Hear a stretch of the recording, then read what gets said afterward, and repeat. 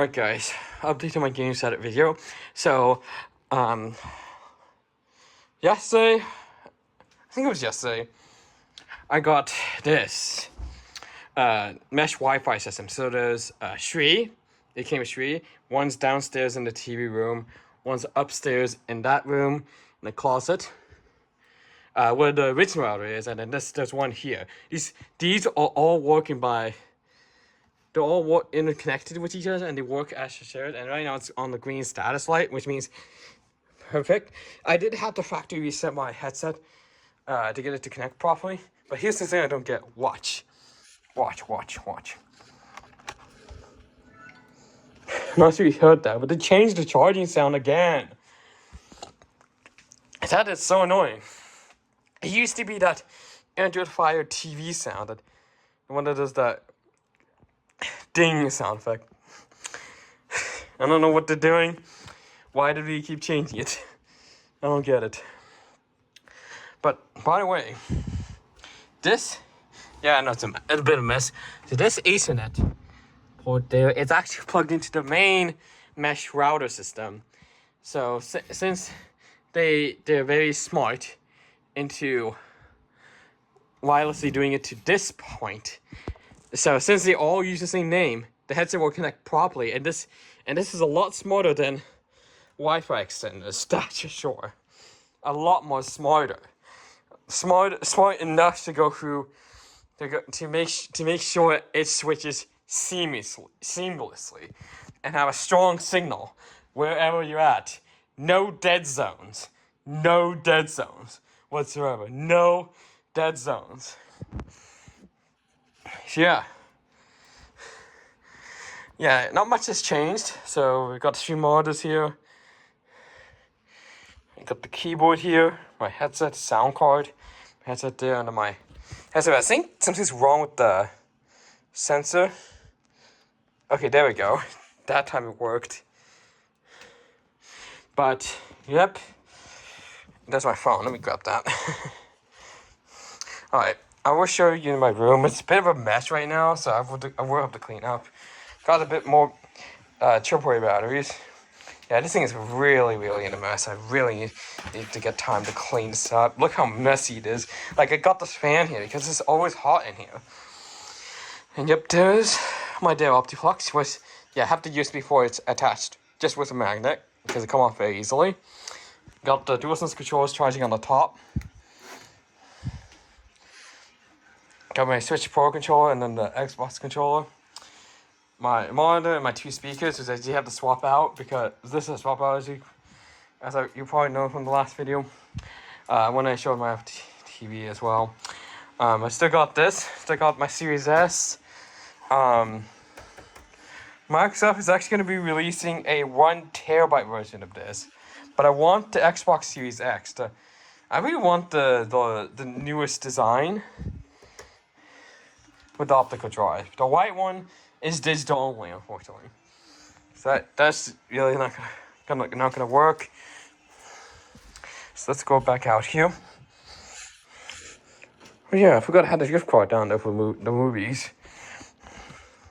So yeah, I got my PS4 controller. This is the version 1 because it only has the light here. Does not shine for the touch bar. So, and I can show you some of the games I have on here. I don't know why it's like this. It's so weird.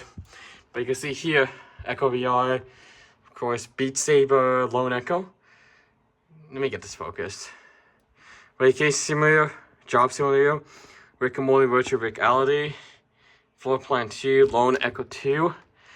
If I scroll down, Hyper Dash, Floor Plan, VR Arena, Minecraft VR Chat. I don't actually play VR Arena, Minecraft, or Hyper Dash anymore. That's for sure. Nope. Heard that. So I'm not quite sure why they changed the charge. I'm actually gonna unplug it from here. Listen. I don't get that. Meta, stop changing the charging sound, for God's sake. Stop changing the starting sound. I'm trying not to hash them, but they really do not need to change the charging sound. I like the way it is. They don't need to change the charging sound. They just don't need to. Just not necessary. Just not necessary. And of course, I have this Deco plugged into a surge strip. This one here, at least. The one downstairs is not plugged into a surge strip. But the one near the router, both the original router and the Deco one that's connected to, is also both on a surge strip. So for protection, of course, surge protection. You may never know. Oh. The glass is a bit smudgy.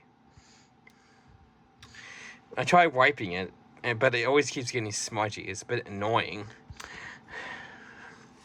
But as you can see here, right here, I actually got a sticker from Bart.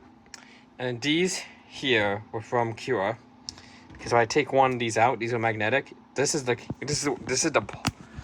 plate to use. Let me try and get into focus. Come on. Yep. As you can see here, the plate from Cura, which is a magnet. I got it from the Cashatory. Let's focus again. So, besides that, I have the Logitech sticker. Yeah, I know that's crooked. I wasn't paying attention when I put that on.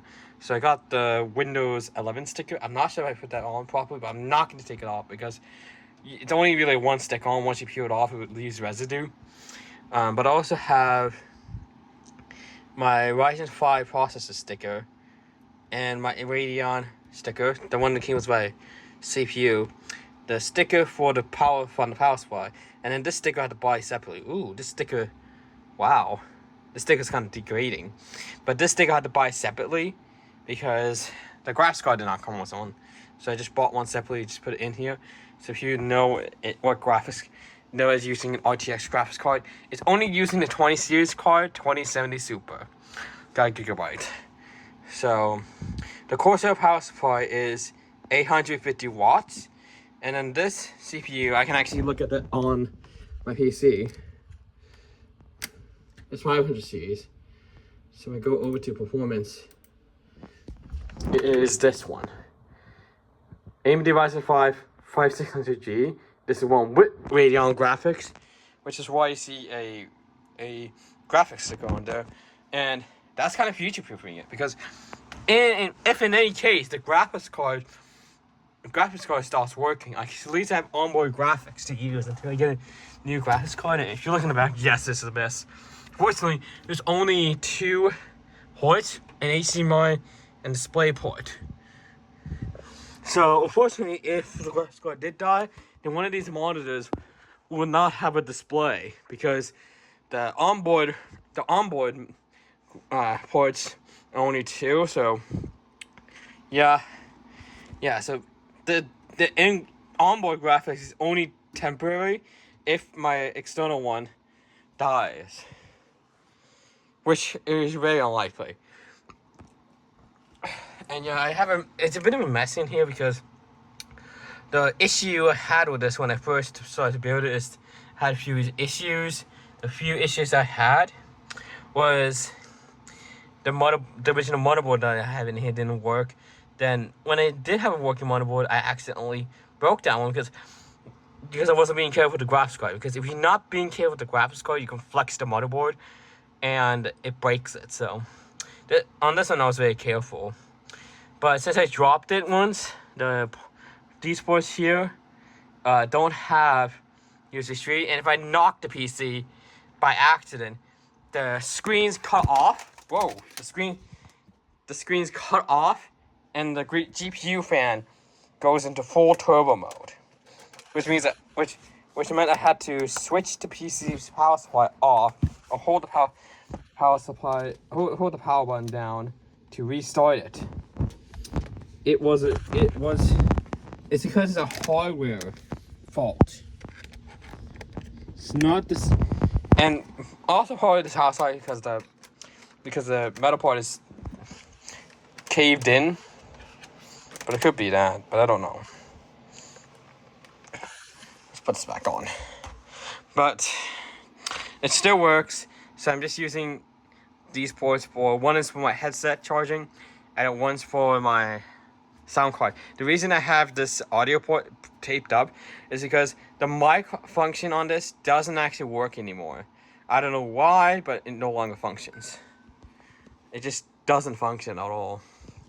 So, and you're probably wondering why I put the Windows sticker here than on the I/O panel.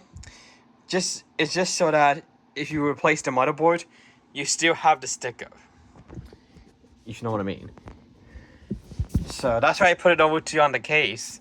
So if you replace the motherboard, you still have this, basically telling people that it runs Windows 11, and that's the Windows 11 sticker. Come on. Yeah, see, Windows 11 sticker, it's a hologram sticker. You can actually get this from eBay for a pack of them for very cheap. Okay, let me focus it again. Luckily, my iPad has good focusing tactics. Oh yeah, I almost forgot about this. My Dover traditional LA pictures were technically the ThyssenKrupp LA pictures because ThyssenKrupp acquired Dover. Dover's LA coming. Yeah, this arrow is starting to fade away because the plastic cover broke off.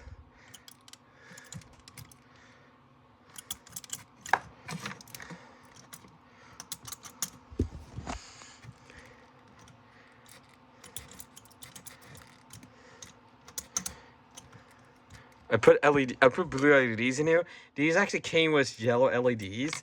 Only problem with them is that they work on 24 volts. So I had to use a lot of batteries if I wanted to wire them up. But when I use 3-volt LEDs, I simply just use, just behind here, actually not this one, it's right here. I use a double A battery holding. Yes, I'm using triple A's on it because since these LEDs don't take much power, triple A's work fine. See, it just works fine.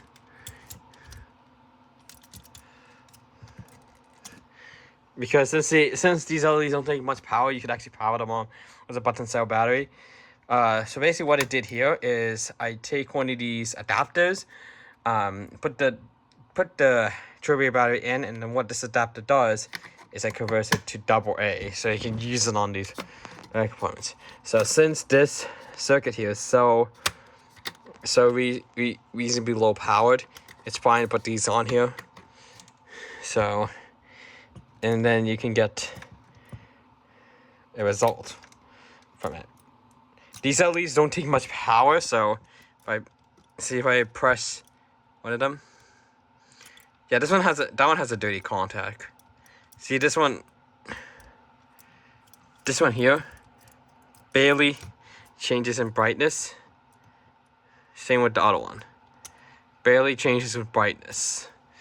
Because these don't take much power, which is why 3 volts in AAA form, triple A's is perfect for this. It's just basically perfect. I will plan to soon get a Dover Impulse because those are a lot more easier to wire up. A lot more easier to wire up than this because if you're looking back, it's kind of a mess.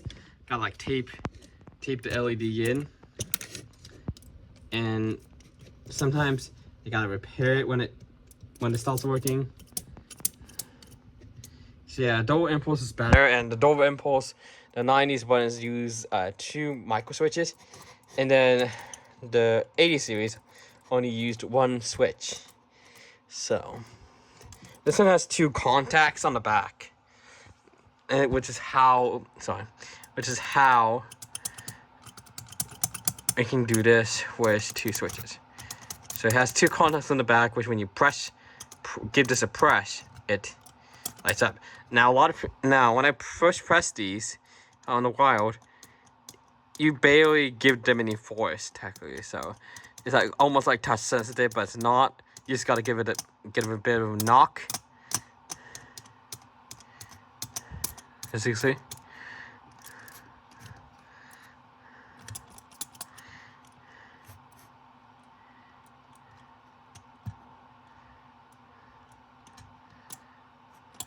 very satisfying. So the wiring is a bit of a mess, but what I did is technically, so this is the power source here. So you'll probably take either positive or negative, then you put this on one of the pins, then on the other pins you put it to connect to the light. Then put the other wire into the negative, and you do the same thing here as well. The exact same thing.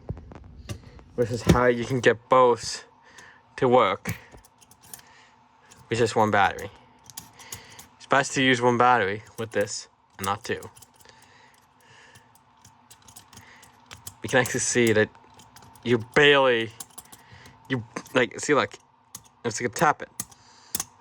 See, you could just knock it like that, and if I show you here, you barely have to get it, because see, it doesn't go in all the way. What the heck was that? Oh wait a minute, I forgot. This is the charger that came with the Quest. That's the Oculus. It used to be Oculus.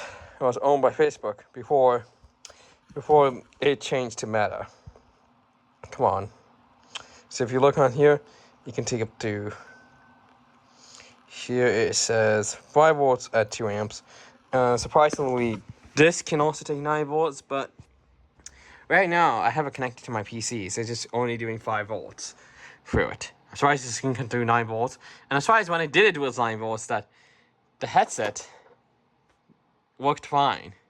But I think I damaged the capacity, so it doesn't charge all the way to 100%. So it's probably best to use 5 volts. Yes, I'm rambling about, so don't call me. But that's only it for this video about my game setup. More details into how I built this, how I play games, and as well as the one in the bedroom, which is a bit of a mess. I hope you enjoyed.